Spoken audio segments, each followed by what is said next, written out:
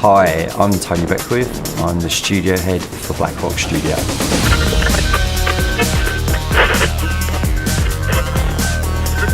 So we decided to have a 1 week out, a team building event for the entire studio. Everyone got involved.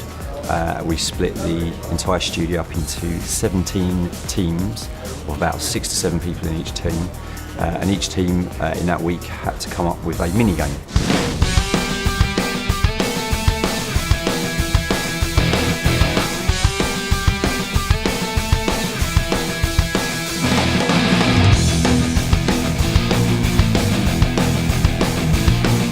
We're Team Boodaloop, and we made Boodaloop. Boodaloop!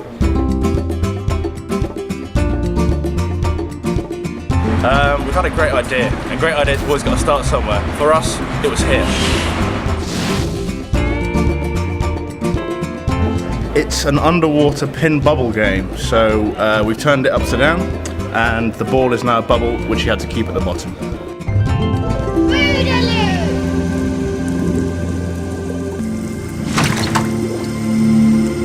We have clam action with clam jackpots and a treasure chest and spinners and sea aquatic mammals. We have a manatee. We don't have a manatee. We don't have spinners.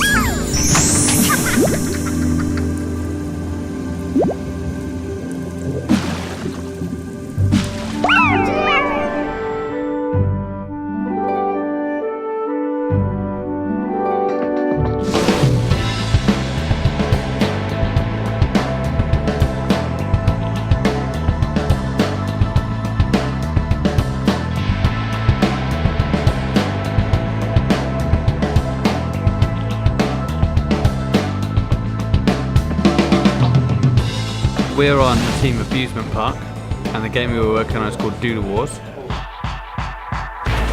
we have here is the early makings of genius. Well, the game was based on sort of an early 2D game called Thrust. The objective of the game, in every level, you'll have a place where these alien squiggles come out of, and they'll go around the outside of this two-dimensional cave, and then eventually they'll get to the settlement where your dudes are. And for every alien squiggle that goes into the settlement, you lose one dude. So the idea is you've got to try and repel all the aliens before the time limit runs out. For me, my favourite feature is the fact that the style of the game, which is the doodles, as it were, which all the art style was like schoolbook doodles you did.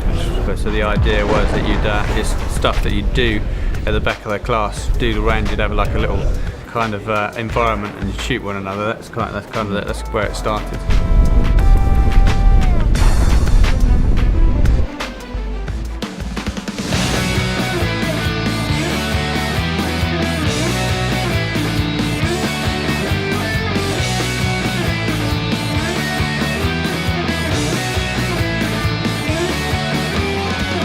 Our team name is Ring of Cool, and our game title is One Struggles to Withhold the Extreme Application of Pressure.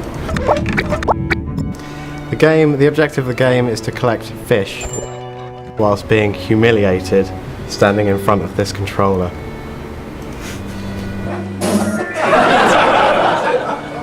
That was the original plan for the game, was the fact that whoever played the game had to look ridiculous. We kind of designed the controller to look as non-electrical as possible, really. And so we have a rubber bulb for increasing the height of the submarine. We have a handle that you have to turn multiple times in order to change the nozzle angle. And then finally, we have a blowhole in the top that you need to pop down in order to collect fish. Rasp. I've made a career of rasping down pipe holes.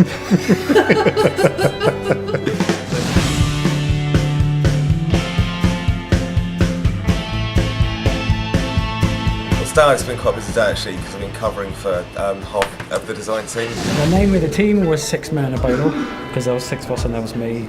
I don't know why it was called that, to be honest.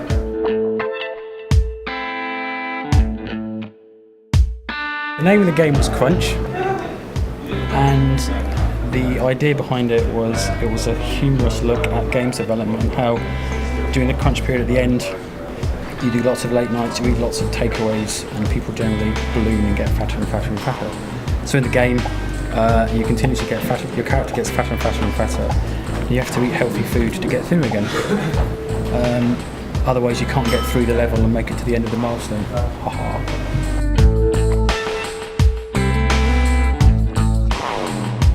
Particularly enjoyed working on really small teams with very simple, straightforward game designs, which reminded me of how it was 200 years ago when I started. And don't ever go down the pub with Dawn because she'll start hitting you with pillows.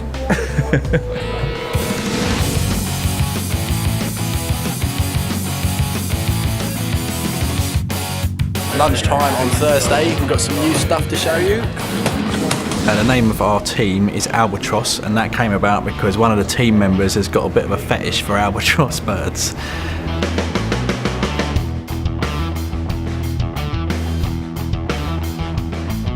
And the game is called Trample Town. It's loosely based on Rampage.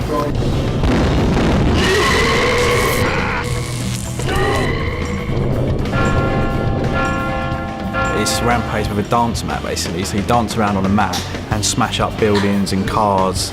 But there's pickups, there's like good pickups, bad pickups, a bit like Rampage. Some positive ones that add time, blow stuff up, and then there's negative ones that kind of electrocute you or set you on fire.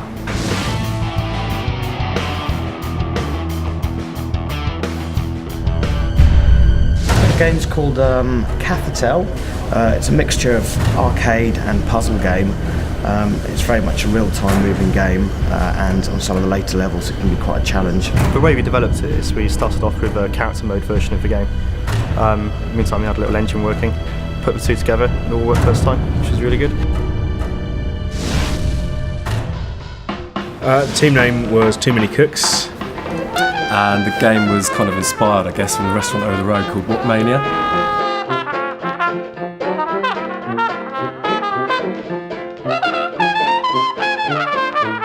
It's a two-player game, and the combat takes place in a giant wok. And the idea is you can run around, you collect items of food, and the purpose of the game really is to push your opponent out of the wok into the fire. And you do that by expanding your size by eating lots of food. So the bigger you are, the more weight you have to kind of force your opponent out of the wok. But also the slower you are on your feet, so it's harder to avoid your opponent's attacks.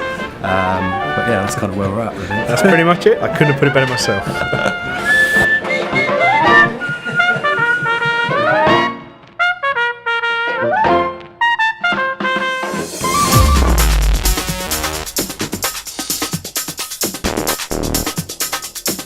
I think really the whole week was great.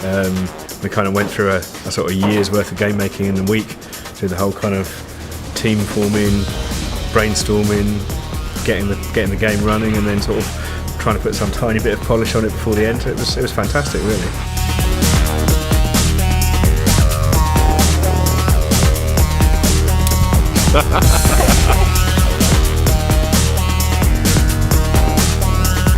What's your favourite bit?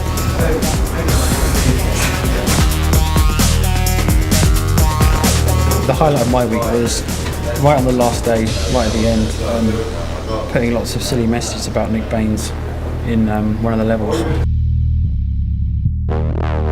I think seeing the end product after a week's worth of fun stroke graft was excellent. Fast.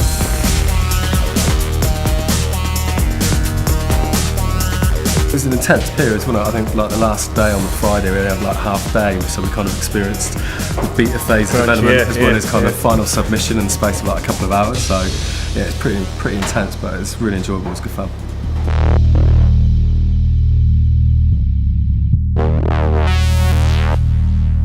Hey, thanks for watching. We think a mini game week was a great success, and we hope to do it again sometime. Bye.